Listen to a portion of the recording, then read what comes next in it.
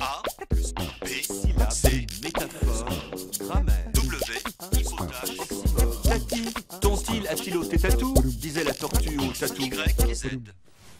On raconte que quand les Cosaques arrivèrent à Paris en 1814, ces grosses brutes assoiffées entraient dans les cabarets et tavernes en exigeant qu'on les servît promptement. « Vite, vite !» criait-il, ce qui en russe se dit « bistro ».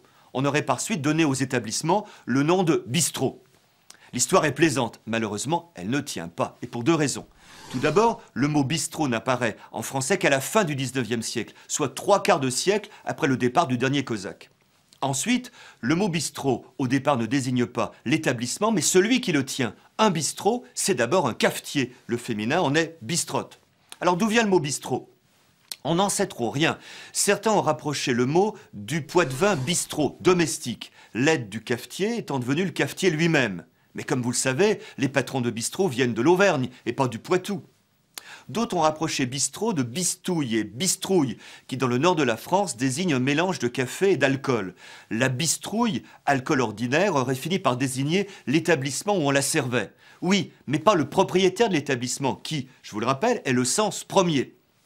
Eh bien, l'origine est encore à trouver. Ce qui est sûr, c'est que bistrot a suivi le même trajet que mastroquet ou troquet, d'origine également obscure, qui tour à tour a désigné le propriétaire, puis l'établissement. Au passage, belle vitalité de la langue française. Bistrot, troquet, mot familier. Café, terme d'emploi courant. Il renvoie cabaret, taverne, marchand de vin à l'ancienne société. A plus B, C, Métaphore, W, hypothèse,